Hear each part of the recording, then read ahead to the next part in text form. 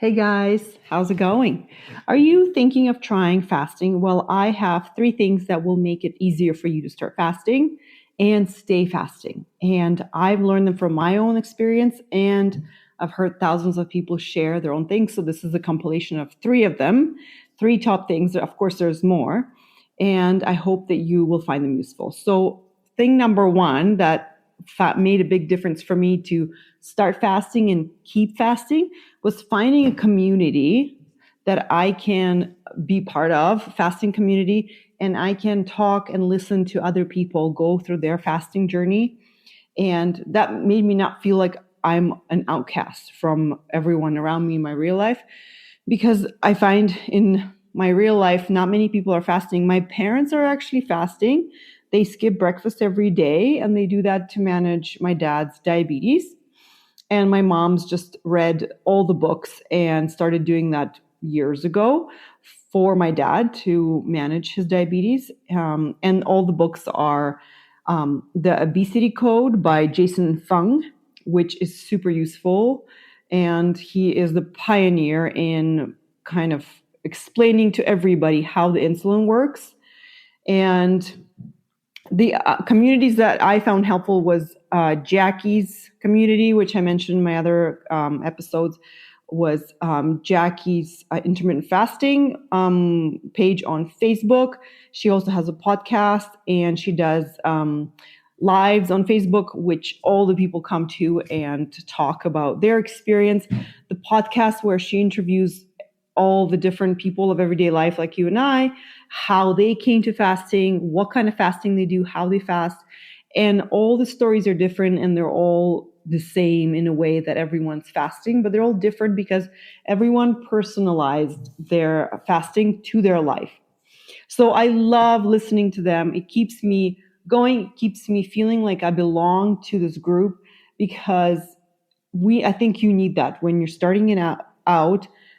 And if you're going to feel like an outcast in your everyday life, you're probably going to stop or not continue as long. So join a community. That's number one.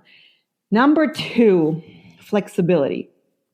That made a huge difference for me. And I know for a lot of people, flexibility is something that isn't obvious right away when you hear about intermittent fasting, because of all the numbers that they introduce you with. They say, oh, you can fast for 20 hours, eat for 4.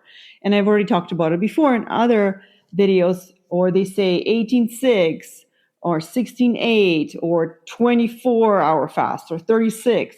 And it was too rigid for me. I had to find flexibility in it so that I can adjust to my life. I did not want it to be so rigid. It did not work for me. I couldn't actually fast. I couldn't stick to it long enough. I constantly had chatter in my head. So should I eat now? Should I eat later? Well, but I said I will do this fast, but I'm hungry now. What should I do? Now I would say it's more intuitive fasting for me, how I feel best. I want to fast by how I feel, how my body feels. Some days I want to eat more and I honor that. And other days I want to honor the longer fast. So being flexible in the eating windows that you're doing and the fasting numbers, I think that's makes a huge difference, because then it becomes a lifestyle that you can actually keep doing. It's not a diet. It's not something temporary. It's something that you can actually incorporate in your everyday life. So that's number two, flexibility. And the last one that made a huge difference for me was clean fasting. I have not heard about clean fasting until Jackie's channel.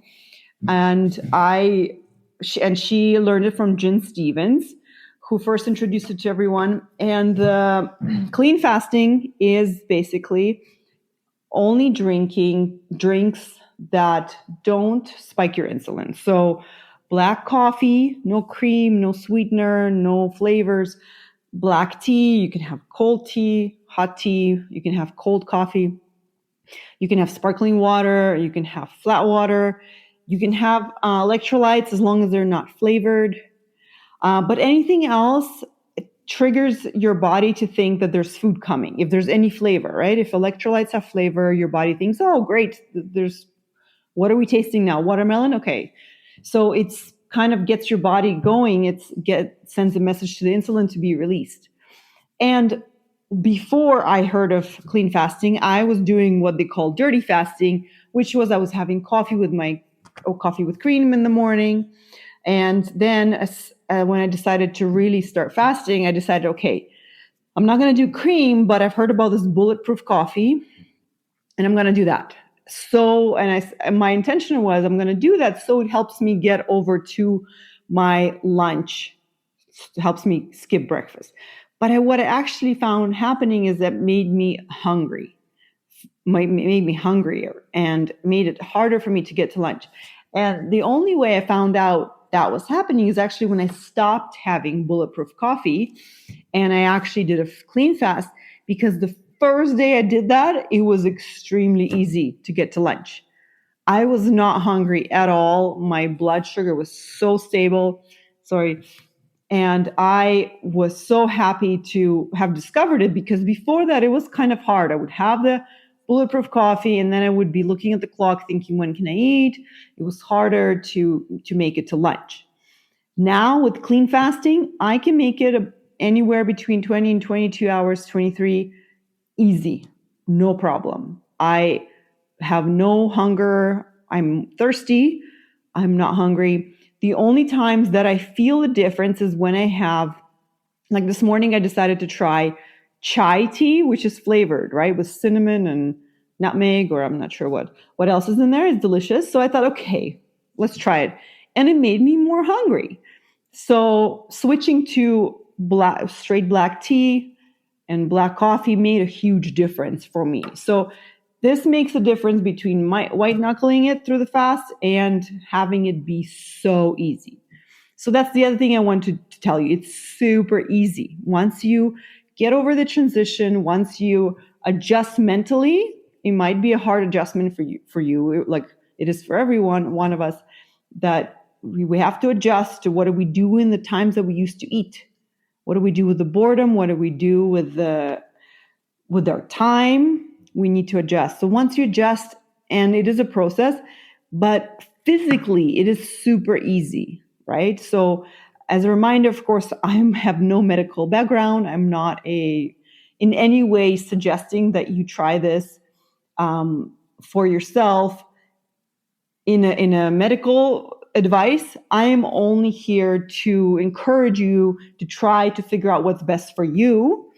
And this could be one of the things that works. You need to try to find out. For some people, one meal a day works really well. For a lot of people, they find that they can't get enough food in one time a day, that they need to have 2 smaller meals. But you have to try. This is what I'm here for, is to encourage you to try what works for you.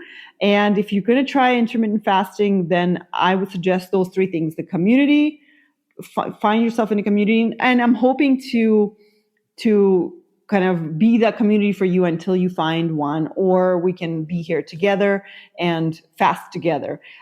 Flexibility, don't forget to be flexible. Don't get also hung up on numbers, how many hours of fasting. Even a 12-hour fast is a fast, right? While you're sleeping, that's still good. And clean fasting. Make it easier for yourself by delaying the coffee with cream to later, and that will make it easy. So don't deny yourself, but delay, okay? All right, guys, happy fasting. I love you. Bye.